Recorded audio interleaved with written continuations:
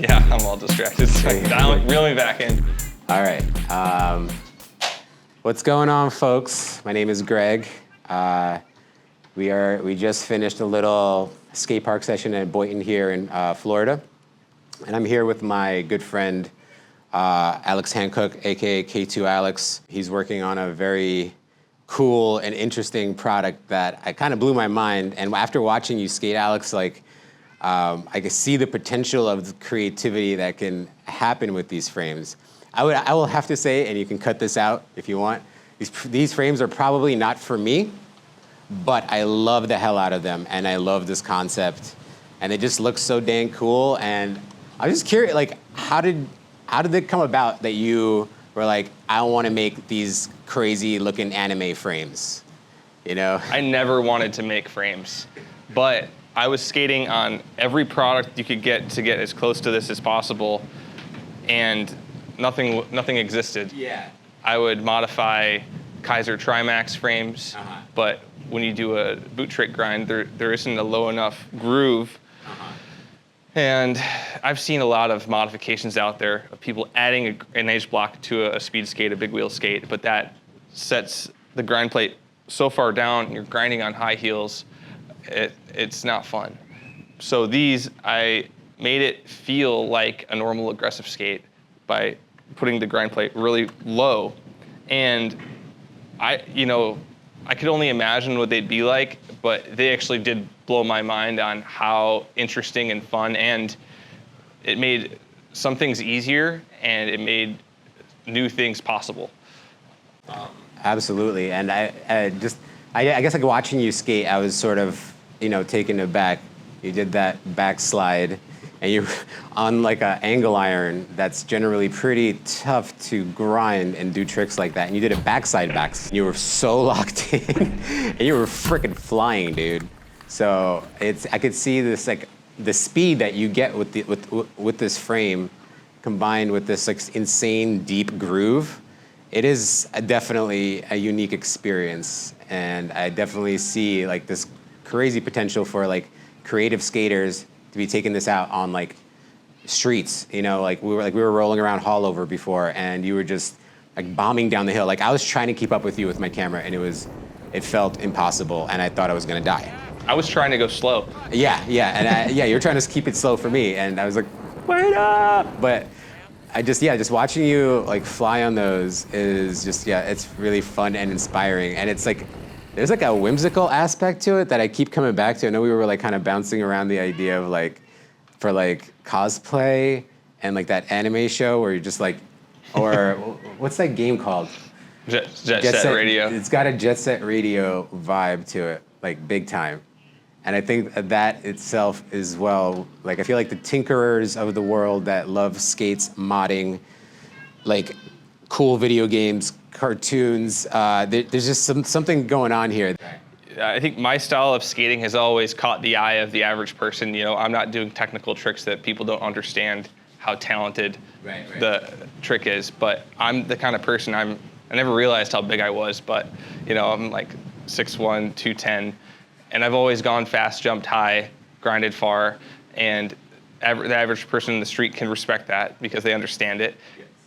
The average person can understand that this is a huge skate that it's shocking to people, and I've gotten more compliments from average people than I have skaters. I mean, there's more average people in the world, but it's I think it's relatable to see that, hey, these are scooter wheels, you know, right. And it's a conversation starter for sure. And I'm also kind of curious, like what do you have in mind for like the type of person? Because like the way I see it, I'm like, oh, this potential here, potential there. What do you feel in regards to like who this skate might be best suited for? Mm-hmm. Or I'm sorry, frame. Yeah, since I think 2018, I started skating with more different kinds of skaters. So people who were on quads, people who were experimenting with big wheel setups, and I was more of a purist back then, and I only liked to do normal aggressive skates. I'd switch between anti-rocker and, you know, there were flat frames that came out that were better, that gave you more space, and I thought that was a huge improvement. And if you can switch little things to optimize your skates, how far can you go with that? You can do a whole lot to optimize your skates. But I met these people, and they would buy all these different products, and they would explore these different setups and what they could do and what was different about them. And you know, they'd have big wheels, regular wheels, sometimes quads too. So it's for the person who likes to experiment. It's also for the aggressive skater who just wants that original feeling, but also wants to experiment. That's what I missed when I went to big wheels. I missed all the grinds I learned to do for 20 years. I've had a few people try these, and they told me it felt just like a normal aggressive skate when you're on a rail. I think it feels even better. It actually reminds me of skiing, because when you're on skis, you have this long ski to hit the grind, and you have this wide surface area to balance on. When you're grinding with these on a ledge, you touch down in multiple places and you just feel very locked in, and it can be scary at first, but it's just different. You have to jump in and out of things. Right. There's a little more effort involved in the dismount. Dismount. Yeah, for sure. Which you should focus on your dismounts. Dismounts absolutely. are a quarter of the trick. Yeah. Yeah, those skates, such a cool, unique look.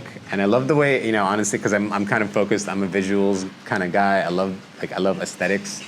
And when I was filming those, I love the way they were just kind of like the light would bounce off the, I know you probably haven't finalized like the color. What's the final product gonna look like? These spacers are prototypes, and they're actually going to be on the inside of the frame, and they're going to be black. So it's all going to look pretty close to the same, except for the spacers will be black, and they won't pop out on the outside of the frame. I also have a middle wheel adapter, and right now it's red, and it's just a metal adapter that holds a middle wheel. I think I'm going to make that black also. Yeah, these are what they will look like. These are actually the final prototype for the H-blocks, and they have this little groove that I just added, and it's because when you make a mold, you don't need as thick of material, so I reduced it and I made it lighter. These are extremely light frames, added to a typically heavy aggressive skate boot. Obviously, there are lighter aggressive skate boots, but with big wheels, you typically want some strong ankle support. I've seen a lot of comments on Instagram and Facebook and YouTube about how these might feel and worries that skaters have. They think, oh, my ankles will break. It's not going to, it's just not possible. Or how do you skate with 2 wheels? It's not possible. I mean, I've proved that it's possible, and I've proved that you can stay on top of your ankles. I've sprained my ankles at least 10 times, and I'm fine. On those, or just even regular aggressive frames, you know? On aggressive skates, I've sprained my ankles so many times. Yeah. But yeah, no issues. Yeah. For sure. I mean, again, it's just like an adjustment, you know? I personally just have like, my knees are so like jacked. I would rock those in a 3-wheel setup. I don't think I would rock them in 2, just because like I just enjoy flat and slightly rockered setups as like from a perspective. But anyway. Yeah. But they are so dang cool, and the speed you get from them, and the fact that you can still grind is just I feel like it could really open up a lot of unique, novel movements out of people that are curious about this kind of stuff, you know? So I think that's really, really cool. And that's the thing, is just what other people will do with them, because I can't do all of the tricks that these things can handle. I mean, I hate to talk about the knee injury, but I've had a knee injury for 7 years, and that's why I got into big wheel skating, is because it was more relaxing. And the more I got into big wheel skating, you know, I missed aggressive skating. So it's the best of both worlds. You don't have to do crazy tricks, but having the option of just being able to nice boop something as you're rolling around the city or whatever, I think is my favorite part. That's why I try to keep sole plates on my like urban skates or whatever, like 80 mil, but maybe I could like do a Macchio here, you know, or something like that. You know? Exactly. Like I have this mindset where I have to grind the biggest rail and do a backflip and you know go 20 miles an hour at a ledge. And you can do that in these, but you don't have to. You can just wear them for style. You can wear them in front, do a nice front side. You could grind another interesting thing about them is it's such a wide grind area that you can grind the typical rectangle rail at your skate park that is skaters mess with those because they're so I literally annoying. saw you do that before, and I was like, damn, I got so jealous because I'm so afraid of that flat angle Those iron are scary as hell. rail. Even if you have anti-rockers, they're you slip on top and then your far side and then you flip out. You can finally grind. You see how I gingerly did that in Royale? I barely even slid out. I was like, I'm good. All right, I can't do this right now. So now fat rails, square rails, no issues. Yeah, it's so cool. Awesome, man. The thing I think that's hard to describe to people about what these frames are, you know, I made them because I was obsessed with 125 millimeter wheels. That was as big as you could go, and I just was blown away about how fast you could go, the top speed. I was a few years into this project, and I got feedback that a lot of people preferred 110s. And I am making this for people, obviously. So I thought, how can I make that a possibility? So I came out with a flip chip spacer. You flip it upside down, and you can put a different size wheel on, and it's optimized for that setup. So I've never seen that in any other skate. It's something I totally came up with. I think I've seen them in cuffs now. Dude, you can totally hot rod these now. What does that mean? Like have like a smaller wheel in the front and a larger wheel in the back, and it'll still be flat. I actually did that. I broke a wheel I was skating up north in Traverse City, Michigan. For 10s, 20s, 20 miles. And I broke a wheel, and my buddy had to give me his different size wheel. That's awesome. I definitely did a lot of miles in different size wheels. Like it was like the Rat Fink, you know, that design with it's like sitting in the car. It's like, and it's like huge back wheels and little tiny front wheels. Yeah, you think just Dragula, you know, it's White Zombie song. Yeah. You're like, Greg, what are you talking about? Sorry. No, you could get crazy. Yeah. I love the free association. I think that's what I love about these frames. Is they kind of make my imagination go wild. You know, it's like that kid side of me sees it and lights up. I think that's kind of very cool aspect of these frames. That think is kind of important, you know, and on top of like, listen, you want to be like durable, you know, like do this and that, but it's also like, where does your imagination go? Like this is like something that you would draw as a kid, like in a textbook, when you were imagining the coolest skate ever. You know what I mean? That's what I. Do you remember as a kid, would you go to the skate shop and you'd see the off-road skate on the wall and it was $1,000? Yep. And you were like, I would love to buy that. That's so expensive. So as an adult, I finally bought one. It wasn't $1,000. It was only, you know, a few hundred or so.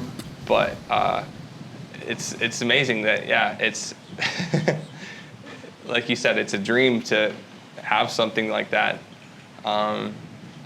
Very cool, man. I'm excited for you. You could really talk about skating just forever in general. It just relates to everything. Totally. Yeah, like we were like, you've been crashing at my place for a couple of nights, and our late night conversations usually just tend to go towards like we're both like exhausted, had a little too many beers, being like, and then you can put like a tailpipe on it and 3D print like wings on it, like it's so fun because you have like extra holes in there that you said you're gonna thread, right? So like there's like potential for people to really 3D print their own plates, their own designs, and like again, I'm going back to that like cosplay, like Comic-Con style thing where you can roll up in these and they're functional and they look so like freaky and cool, like sci-fi, you know? It's like the Frankie Morales skates in the freaking Alita Battle Angel. You ever seen that movie? Whatever. And they had these like two-wheeled kind of like turbo skates. It was like a futuristic sci-fi movie, and Frankie was like one of the actors in it.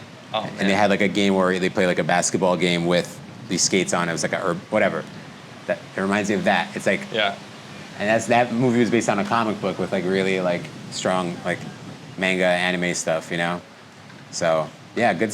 You know, these are 100 millimeters, and actually, I like it a lot. And it's I think kind of optimized for it. Yeah, I mean it's the like difference between 110s and 100s is.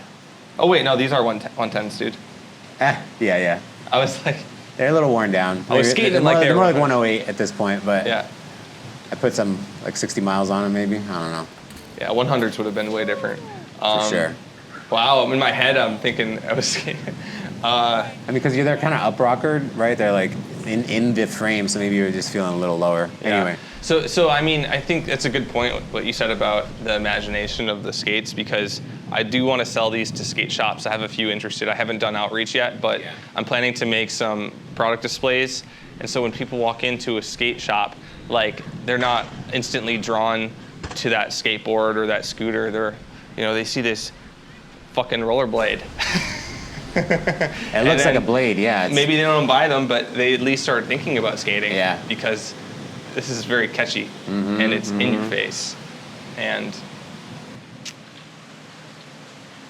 it's just to shake up the industry and for the experimental skater to have some fun. And I think this is a huge thing. Is when I grew up skating, we were inventing the sport, right? Yeah. I didn't start till the 2000s, but there were new tricks, and there were new heights and new. Brian Aragon did a fakie 540 hard spin topsoul on a handrail on the street. It doesn't feel like that long ago to me. But it's hard to innovate nowadays. There's still people like wrapping their legs around each other doing citric porn stars, and it's amazing. But to innovate in skating, I think the equipment has to change too. And so with these, I think we're going to be able to see things that we hadn't seen before. The best way to say it, but you're going to see people going faster, jumping higher, grinding in different ways, grinding different kinds of obstacles. Absolutely. It's like sci-fi advanced caveman style. And dressing differently. Yeah. Future primitive. How do you dress to skate like this? Do you dress like old farmer, new farmer? I would dress like a ninja. Ninja, yeah. Like a cyborg ninja. Like Savosin. Yeah. Yeah. Is that how you say his name? Yeah, Ilya Savosin. Yeah. It's a new era, and yeah, bro. Thanks for talking to me about these. Oh, sure. I don't know what to say, but I'm gonna just leave this off with what I've learned coming back into rollerblading at like an older age, inline skating in general, having wheels beneath your feet, the freedom of having wheels beneath your feet, as there's so much room in there for play, and that reconnection with the inner child. And when I see that, it just kind of, my face line lights up. I kind of smile thinking about those frames because they're just so fun. Fun looking. I'm sure they're fun feeling. And I'm sure like once everything's super locked in, it's going to be like a primo product. I guess, like, do you have like a date range? Is it something that you're willing to share, that you're trying to get these out by? Like, or are you just sort of, that's still pending right now and kind of? The last update was that they would be ready at the end of this month. Okay. All right. There's always delays. There's so many moving parts. Right. There's 4 different major components to this, and they're all created in multi-step and different methods. Yeah. CNC machines, molds, extrusions. Yeah. There's different materials. We have the grind plate, and then we have this other metal, and then the middle wheel adapter, which I don't have on this table here. It might be out of a different metal material. There's each go through a phase of painting. I've learned this all from scratch. It's incredible to have this insight. I am walking around the shop of this, regular CNC shop, this machine shop, and they're not a skate shop. They don't make skates, but they make anything you need. Mm-hmm. And the owner of this company, Terra Engineering, he's been great. His sister is a quad skater. He had made her a grind plate in the past, and so he was really happy to be a part of the skate, innovating on the skate culture.